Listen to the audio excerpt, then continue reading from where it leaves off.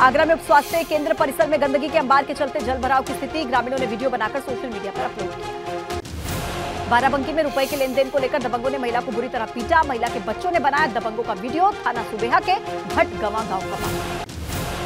लखनऊ में बुजुर्ग महिला से चेन स्नैचिंग का सीसीटीवी फुटेज आया सामने, गोमती नगर विस्तार जैसे पोश इलाके में हुई चेन स्नैचिंग की वारदात। बदायूं में कार से स्टंट करते युवकों ने बनाई रील, 4 मई तो दूसरा 3 जून का बताया जा रहा है वीडियो, सदर कोतवाली क्षेत्र का मामला। ललितपुर में जिला पशु चिकित्सा अधिकारी का रिश्वत लेते वीडियो वायरल, गौशालाओं में भूसा टेंडर सप्लाई के लिए मांगी थी 5 लाख की रिश्वत। हरिद्वार में यात्रा के चलते हरिद्वार दिल्ली नेशनल हाईवे पर लगा लंबा जाम, यात्रा पर जाने वाले यात्रियों को हो रही है दिक्कत। गोरखपुर में सीएम योगी ने की टिफिन पर चर्चा, 24 के चुनाव को लेकर भाजपा कार्यकर्ताओं के साथ किया मंथन। सीएम योगी ने कहा सपने में जी रहा है विपक्ष, कार्य हम करते हैं लेकिन श्रेय विपक्ष लेने की कोशिश करता है। आजमगढ़ में सांसद दिनेश लाल निरहुआ ने किया सांसद खेल महोत्सव का उद्घाटन, सुखदेव पहलवान स्पोर्ट्स स्टेडियम में 7 जून तक चलेगा महोत्सव। भाजपा की टिफिन बैठकों पर सपा का तंज, सपा के पिछड़ा वर्ग प्रकोष्ठ से अध्यक्ष राजपाल कश्यप ने कहा भाजपा वालों को अब यूपी के लोग पानी तक नहीं पूछ रहे हैं। यूपी में पीडब्ल्यूडी ने विधायकों को 7 करोड़ की राशि तक सड़क बनवाने का अधिकार दिया, क्षेत्र में 6 करोड़ की डबल कनेक्टिविटी से सड़क निर्माण तो 1 करोड़ रुपए से करा सकते हैं सड़क का पुनर्निर्माण। लोकसभा चुनाव के लिए एक बार फिर से भाजपा के साथ जा सकती है सुबह सपा, अगले महीने भाजपा नेताओं के साथ ओपी राजभर कर सकते हैं बैठक। भाजपा के महाजनसंपर्क अभियान को घेरने की कांग्रेस ने बनाई रणनीति, उत्तराखंड में कांग्रेस चलाएगी चिट्ठी अभियान। सोनीपत में पहलवानों के मुद्दे पर महापंचायत रही बेनतीजा, पहलवानों ने अगली जगह और रणनीति के लिए 4 दिन का समय मांगा, पूर्व गवर्नर सत्यपाल मलिक, जयंत चौधरी हुए शामिल। शाइस्ता की करीबी मुंडी पासी के खिलाफ एफआईआर दर्ज, पेट्रोल पंप पर युवक के साथ मारपीट करने और जान से मारने की धमकी देने का आरोप। गोरखपुर में मुख्यमंत्री योगी ने जनता दरबार लगाकर सुनी लोगों की समस्याएं, अधिकारियों को दिए जन समस्याओं को जल्द सुधारने के निर्देश। उत्तराखंड के पूर्व सीएम त्रिवेंद्र सिंह रावत ने गोरखनाथ मंदिर में किए दर्शन, मंदिर में पूजा अर्चना कर देश की सुख समृद्धि की प्रार्थना।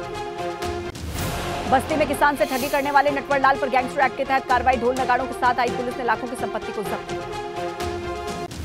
सोनभद्र में 2 करोड़ की अवैध शराब के साथ 2 तस्कर गिरफ्तार, पंजाब से झारखंड ले जाई जा रही थी शराब।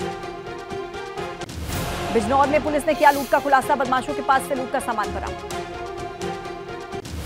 गाजियाबाद में ऑनलाइन गेम के जरिए धर्मांतरण मामले में एक आरोपी गिरफ्तार, पुलिस ने अब्दुल रहमान नाम के युवक को गिरफ्तार किया।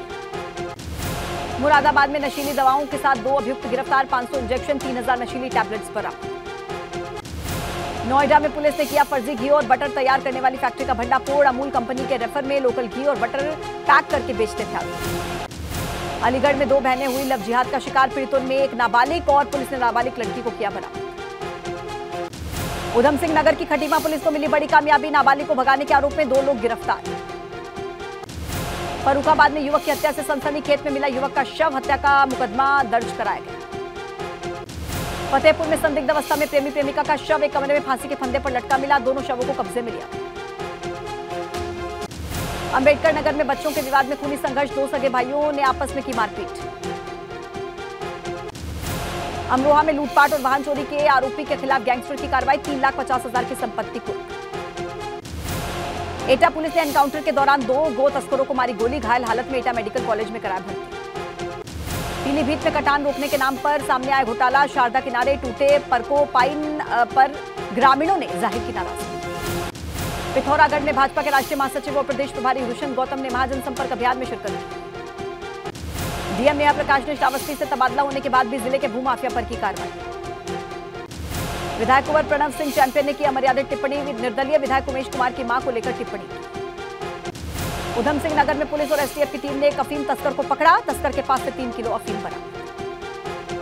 लव जिहाद की बढ़ती घटनाओं को लेकर देहरादून के गांधी पार्क में भैरव सेना ने किया प्रदर्शन, पुतला भी फूंका, कहा बाहरी लोगों का सत्यापन अभियान चलाया जाए।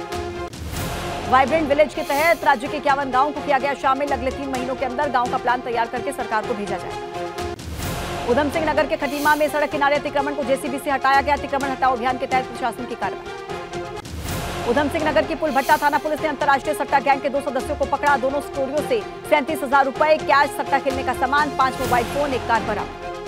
बाराबंकी में झटका मशीन ने ली जान और किसान ने खेत के चारों तरफ बिछा रहे थे झटका मशीन के तार, करंट की चपेट में आने से एक शख्स की मौत। महोबा में पहाड़ से गिरकर मजदूर की मौत, ब्लास्टिंग के लिए पहाड़ पर होल कर रहा था मजदूर। आगरा में सूर सरोवर के जंगल में भीषण आग, बामुश्किल आग पर पाया गया काम। बुलंदशहर में शॉर्ट सर्किट की वजह से घर में लगी भीषण आग, पुलिस ने परिवार को सुरक्षित बाहर निकाला। बस्ती में सरयू नदी में नहाने गई 2 सहेलियों की डूबकर मौत, स्थानीय लोगों की मदद से दोनों के शवों को बाहर निकाला। उत्तराखंड के दौरे पर पंडित धीरेन्द्र शास्त्री भगवान बद्री विशाल के किए दर्शन, सुरक्षा व्यवस्था के पुख्ता इंतजाम। सोनभद्र में सांसद पकौड़ी लाल के खिलाफ सपा कार्यकर्ताओं ने खोला मोर्चा, रेलवे स्टेशन पर सांसद के लापता होने का पोस्टर लगाकर किया प्रदर्शन। मथुरा में भाजपा सांसद हेमा मालिनी ने युवाओं को प्रोत्साहन करने के लिए आयोजित एक सेमिनार में शिरकत की। भाजपा सांसद रविंद्र कुशवाहा ने स्वामी प्रसाद मौर्य पर अमर्यादित टिप्पणी की, स्वामी प्रसाद मौर्य की सांप छछूंदर से तुलना कर। कुशीनगर में मृतक युवती के परिजनों से मिले ओम प्रकाश राजभर, पीड़ित परिवार को सांत्वना देने के बाद दोषियों पर कार्रवाई करने का दिया भरोसा। झांसी में अचानक आई आंधी से नुकसान और तेज आंधी से दुकानों पर लगे 3 टप्पर तक। उड़ीसा में हुए रेल हादसे में मृत लोगों की आत्मा की शांति के लिए वाराणसी में कांग्रेस ने किया शांति पाठ, कांग्रेस के प्रांतीय अध्यक्ष अजय राय के नेतृत्व में शांति पाठ का आयोजन किया। उन्नाव में शादी का खाना खाकर 24 लोग बीमार, सभी को इलाज के लिए अस्पताल में कराया भर्ती। ग्रेटर नोएडा के यमुना प्राधिकरण में क्षेत्र के सेक्टर 18 में बिजली की सप्लाई न होने से लोगों में नाराजगी, निजी जनरेटर लगाकर लोग चला रहे हैं काम। एमबीबीएस की छात्रा शिव रंजनी तिवारी पदयात्रा लेकर पहुंची चित्रकूट, साधु संतों का आशीर्वाद।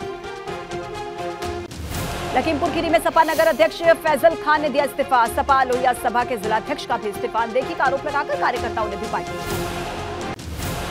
रेल मंत्री अश्विनी वैष्णव ने लगातार दूसरे दिन बालासोर ट्रेन हादसे वाली जगह का दौरा किया, साथ में केंद्रीय मंत्री धर्मेंद्र प्रधान मौजूद थे। रेल मंत्री अश्विनी वैष्णव का बड़ा बयान, कहा पता चला हादसे की असली वजह, जिम्मेदार लोगों की हुई पहचान, इलेक्ट्रॉनिक इंटरलॉकिंग में बदलाव के कारण हुआ था। 2024 के लोकसभा चुनाव के लिए अब समाजवादी पार्टी भी बड़ी तैयारी में जुट गई है। सपा का पहला शिविर लखीमपुर खीरी में आयोजित किया जाना है, जिसके लिए पार्टी यूपी के हर जिले में कार्यकर्ता सम्मेलन का आयोजन करने वाली है और हर जिले में खुद पार्टी अध्यक्ष अखिलेश यादव शिरकत करेंगे। सपा का पहला शिविर 5 से 6 जून को लखीमपुर खीरी में आयोजित किया जाना है, जिसके बाद 9 से 10 जून को सीतापुर के नैमिषारण्य में प्रशिक्षण शिविर होना है। इसके अलावा लोकसभा क्षेत्रों की आंतरिक बैठक की शुरुआत भी 15 जून से होगी। भाजपा के बाद सपा ने भी यूपी की सभी 80 सीटों को जीतने का टारगेट रखा है, जिसके लिए पार्टी शहर शहर कार्यक्रम आयोजित करवाने जा रही है। साथ ही बूथ कमेटियां बनाकर मतदाताओं को जोड़ने की योजना है। सपा लोकसभा चुनाव से पहले हर जिले में प्रशिक्षण शिविर भी लगाने वाली है। पार्टी जनता की समस्याओं को लेकर सड़क पर प्रदर्शन की रणनीति पर भी काम कर रही है। सबसे अहम, सपा लोहियावादियों और अम्बेडकरवादियों को एक मंच पर लाने की तैयारी में है, तो मुस्लिम यादव समीकरण को फिर से मजबूत कर लोकसभा चुनाव में उतरना चाहती है। हालांकि समाजवादी पार्टी ने इस तरह का प्रशिक्षण शिविर पहली बार नहीं लगाया। 1992 में पार्टी की स्थापना के बाद सपा संरक्षक मुलायम सिंह यादव ने प्रशिक्षण शिविर को आयोजित करने की प्रथा पहली बार की थी, तब से ये प्रक्रिया जारी है। सपा प्रमुख अखिलेश यादव ने रविवार को आजमगढ़ का दौरा किया और वहां पर उन्होंने कई कार्यक्रमों में शिरकत भी की।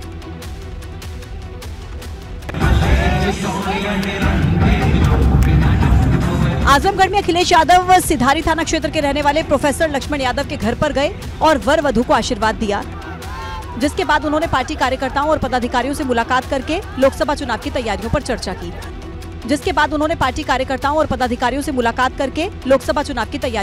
की। गौरतलब है कि आजमगढ़ सपा का मजबूत किला रहा है। यहाँ से मुलायम सिंह यादव और खुद सपा अध्यक्ष अखिलेश यादव सांसद रहे हैं, लेकिन इस बार अखिलेश का ये आजमगढ़ दौरा खास है। दरअसल अखिलेश यादव हाल में खत्म हुए निकाय चुनाव में सपा प्रत्याशियों के लिए प्रचार करने नहीं गए थे। इससे पहले भी 2022 में लोकसभा चुनाव में पार्टी प्रत्याशी धर्मेंद्र यादव के लिए उन्होंने कोई रैली नहीं की थी। अखिलेश के आगमन पर सुगबुगाहट शुरू हो गई है। सूत्रों के मुताबिक अखिलेश यादव आजमगढ़ से 2024 में लोकसभा का चुनाव लड़ने की तैयारी कर रहे हैं। ऐसे में अखिलेश आजमगढ़ में हर छोटे बड़े मौके पर अपनी उपस्थिति दर्ज कराने की कोशिश कर रहे हैं। लोकसभा चुनाव लड़ने पर सपा की तरफ से कोई प्रतिक्रिया नहीं आई है, लेकिन आजमगढ़ में हो रही सुगबुगाहट से भाजपा वाकिफ है। देखिए, समाजवादी पार्टी ने जिस सीट को अपना गढ़ बताने का काम किया, चाहे आजमगढ़ हो चाहे उधर दूसरे रामपुर, दोनों ही जगह जब लोकसभा का उपचुनाव हुआ, परिणाम क्या आया? परिणाम ये आया कि जनता ने समाजवादी पार्टी को नकार के भारतीय जनता पार्टी को गले लगाया। और लोकसभा चुनाव से पहले नए सियासी दोस्त तलाशने की कवायद भी शुरू हो गई है। सुबह सपा भी अपने लिए मुफीद साथी की तलाश में है। अब ऐसे में भाजपा और सुबह सपा के साथ आने की अटकलें राजनीतिक गलियारों में तेज है। अखिलेश की साइकिल से उतरने के बाद से ही ओम प्रकाश राजभर यूपी में नए साथी और नई सवारी की तलाश में हैं, जिसके सहारे वो 2024 की वैतरणी पार कर सकेंगे। सियासी गलियारों में चर्चा है कि लोकसभा चुनाव में भाजपा और सुबह सपा साथ आ सकते हैं, जिसके लिए सुबह सपा अध्यक्ष ओपी राजभर ने तैयारियां शुरू कर दी हैं। ओपी राजभर ने अपने प्रभाव वाली सीटों का ब्यौरा तैयार किया। 2022 में जिन सीटों पर 1 लाख से ज्यादा वोट मिले उनका ब्यौरा तैयार किया गया है। सुभासपा ने 29 लोकसभा सीटों को लेकर सर्वे कराया।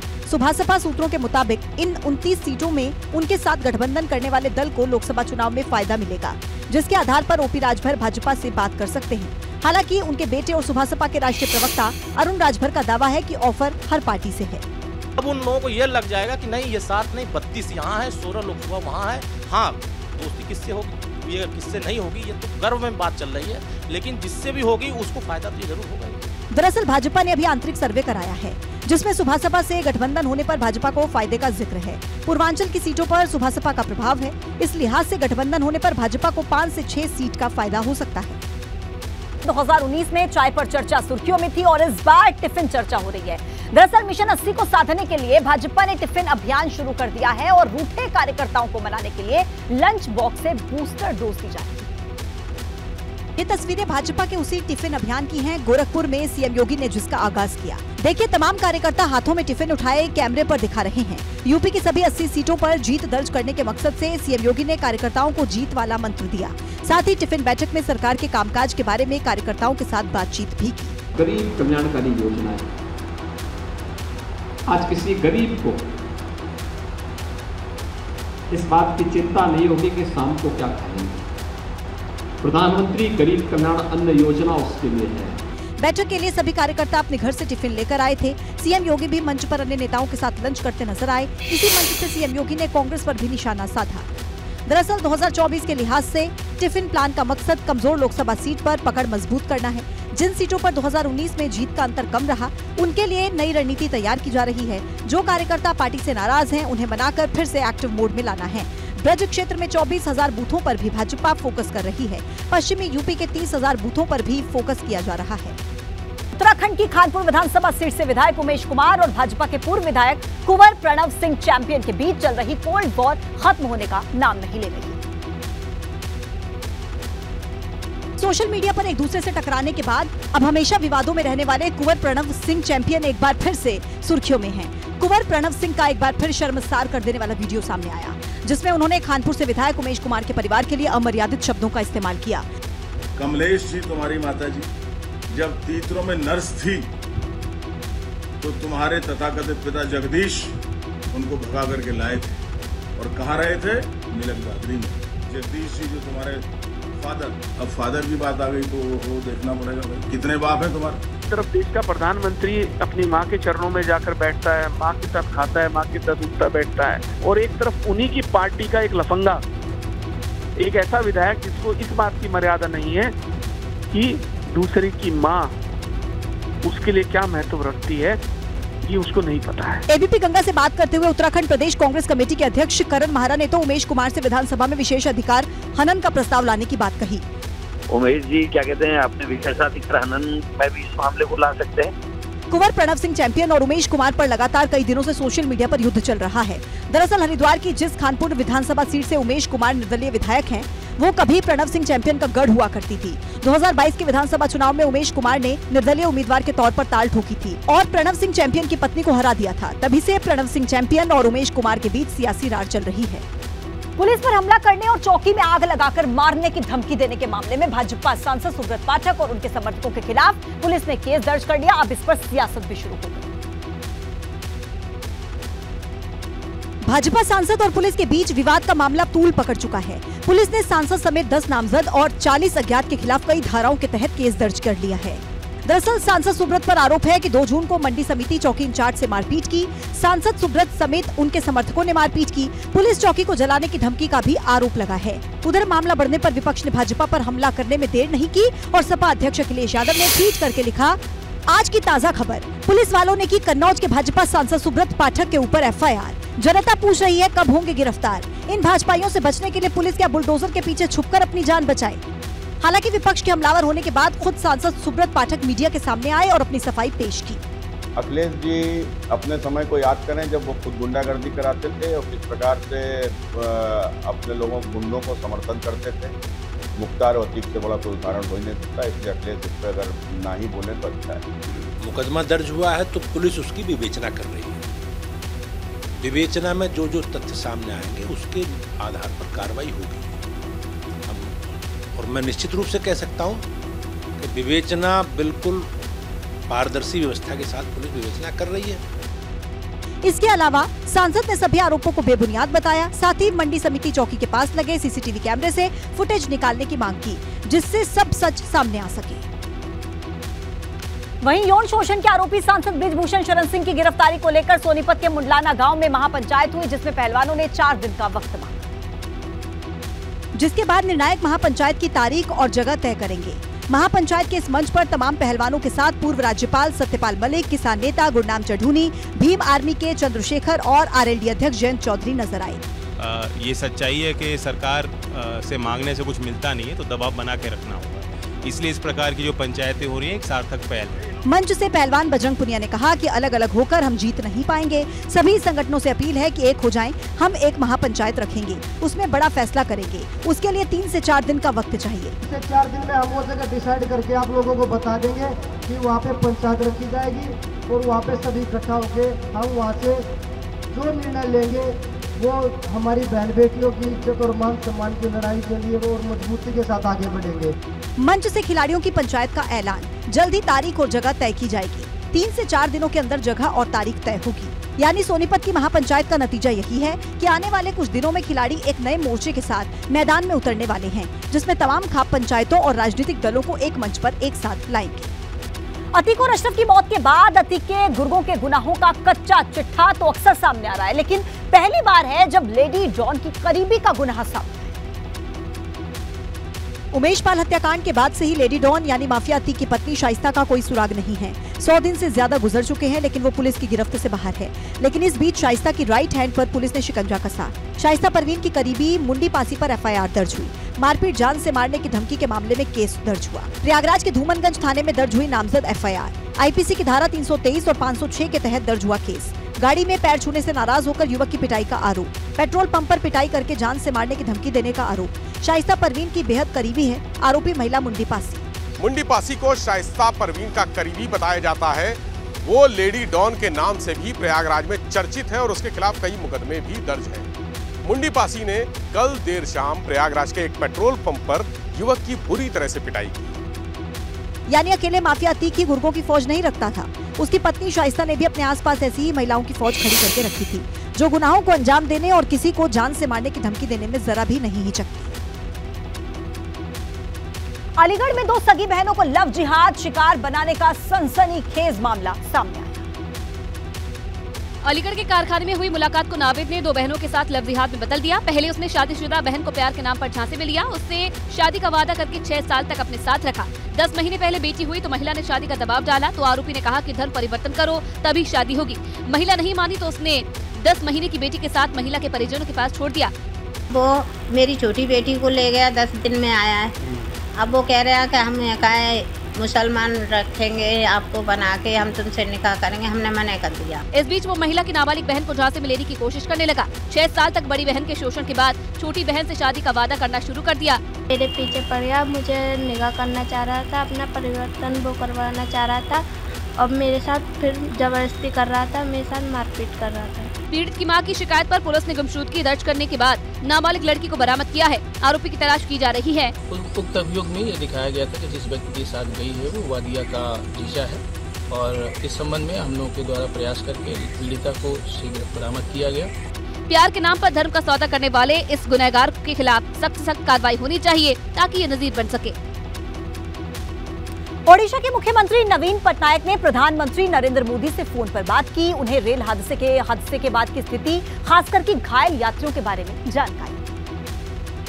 पीएम को जानकारी देते हुए बताया गया कि करीब 1175 मरीजों को अलग अलग अस्पतालों में भर्ती कराया गया है, जिनमें से 793 लोगों को छुट्टी दे दी गई है। अधिकतर घायल मरीजों की हालत स्थिर है। घायलों को अच्छा इलाज मिले, इसके लिए भारत सरकार ने एम्स दिल्ली समेत विशेषज्ञ डॉक्टर्स की टीम को ओडिशा भेज दिया है। आधुनिक उपकरणों से लैस इस टीम से केंद्रीय स्वास्थ्य मंत्री मनसुख मांडविया ने मुलाकात की। इसके पहले कटक में केंद्रीय स्वास्थ्य मंत्री मनसुख मांडविया, केंद्रीय रेल मंत्री अश्विनी वैष्णव और केंद्रीय शिक्षा मंत्री धर्मेंद्र प्रधान ने अस्पताल का दौरा करके रेल हादसे में घायल लोगों का हालचाल जाना। हादसे पर भारतीय रेलवे का बयान भी सामने आया, जिसमें रेलवे बोर्ड की सदस्य जया वर्मा सिन्हा ने कहा कि कोरोमंडल एक्सप्रेस फुल स्पीड में थी और उसे रोकना संभव नहीं था। उधर विपक्ष ओडिशा रेल हादसे पर केंद्र की मोदी सरकार को घेरते हुए रेल मंत्री के इस्तीफे की भी मांग कर रहा है। राहुल गांधी ने ट्वीट कर केंद्र सरकार पर निशाना भी साधा। बांग्लादेश के वरिष्ठ राजनयिक शेख मरफत अली इस्लाम ने ट्रेन दुर्घटना में घायल बांग्लादेशी यात्रियों को राजनयिक सहायता प्रदान करने के लिए बालासोर के अस्पताल का दौरा किया। ओडिशा रेल हादसे पर रूस, ऑस्ट्रेलिया समेत कई देशों ने शोक जाहिर किया। भारत में रूस के राजदूत डेनिस अलीपोव ने इस हादसे में पीड़ितों के परिवारों के प्रति गहरी संवेदना व्यक्त करते हुए दुख जताया है।